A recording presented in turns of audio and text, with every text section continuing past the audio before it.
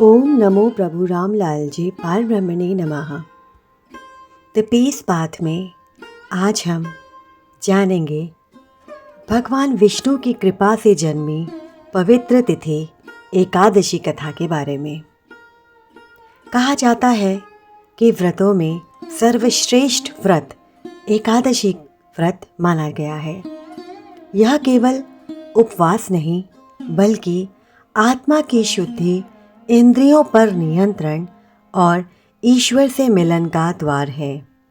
आइए सुनते हैं एकादशी की उत्पत्ति किस युग से हुई, इसका महत्व, कथा और यदि व्रत न कर सकें तो क्या विकल्प है।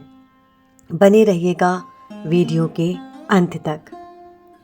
आइए जानते हैं पहले एकादशी की उत्पत्ति किस युग से और कैसे हुई। यह कथा सतयुग की है। एक बार मुर नामक असुर ने देवताओं को पराजित कर दिया। वह अत्यंत बलवान और अहंकारी था। देवता भयभीत होकर भगवान विष्णु की शरण में गए। भगवान विष्णु ने कहा, मैं इस असुर का अंत करूंगा। वे बद्रिकाश्रम की ओर गए और वहां एक गुफा में योग निद्रा में लीन हो गए। मुर असुर वहां भी पहुंच गया और भगवान विष्णु पर आक्रमण करना चाहा। उसी क्षण भगवान विष्णु के शरीर से एक दिव्य स्त्री प्रकट हुई, अत्यंत तेजस्वी, दिव्य प्रकाश से दीप्तिमान। उस स्त्री ने अपने तेज से ही उस असुर का वध कर दिया। भगवान विष्णु जागे और बोले, हे देवी, तुम मेरे शरीर से उत्पन्न हुई हो और तुमने धर्म की रक्षा की है। आज से तुम एकादशी देवी कहलाओगी। जो भी व्यक्ति तुम्हारे दिन व्रत रखेगा वह मेरे धाम वैकुंठा को प्राप्त करेगा। तब से सतयुग में ही पहली बार एकादशी का व्रत आरंभ हुआ। यह व्रत भगवान विष्णु की प्रसन्नता और आत्मिक शुद्धि के लिए किया जाता है। आइए अब जानते हैं वेद और पुराणों के अनुसार एकादशी का क्या महत्व है। पद्म पुराण, स्कंद पुराण और हरिवंश पुराण में एकादशी को व्रतों का राजा कहा गया है। वेदों में उल्लेख है, उपवासो द्वादशी नाम पापनाशन कारणम, अर्थात एकादशी का उपवास सभी पापों को नष्ट करता है। एकादशी के दिन उपवास करने से शरीर हल्का, मन शांत और आत्मा निर्मल होती है। भगवान विष्णु कहते हैं, जो मेरे नाम का स्मरण करता है या व्रत रखता है वह 100 यज्ञों का फल प्राप्त करता है। एकादशी केवल व्रत नहीं बल्कि मन पर नियंत्रण का प्रतीक है।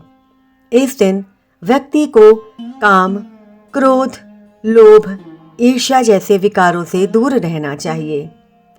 किस देवता की पूजा होती है एकादशी पर, आइए जानते हैं।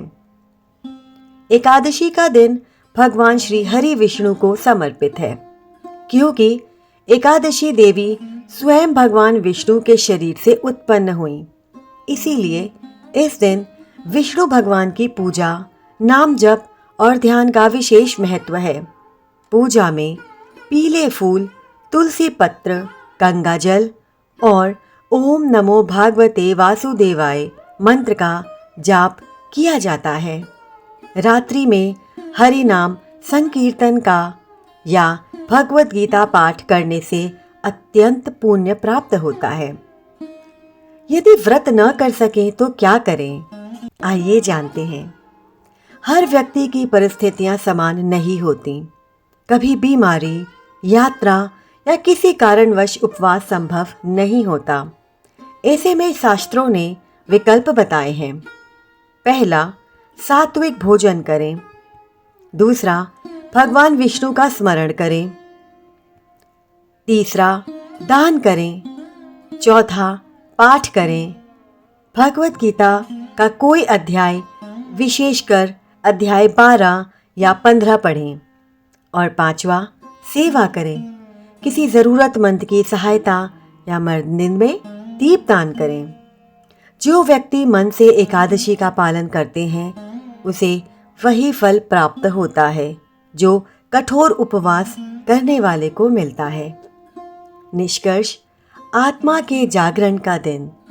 एकादशी का व्रत केवल पेट के लिए नहीं बल्कि मन और आत्मा के शुद्धिकरण के लिए है।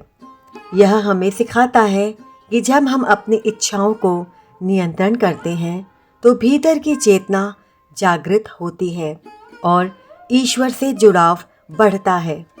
तो आइए हर एकादशी पर केवल व्रत न रखें बल्कि इसे अपने आत्मिक नवजीवन का पर्व मनाएं, जहां हर सांस में भक्ति हो और हर विचार में शांति। ओम नारायणे नमो भगवते वासुदेवाय। आशा करती हूँ वीडियो से हमने बहुत कुछ सीखा होगा।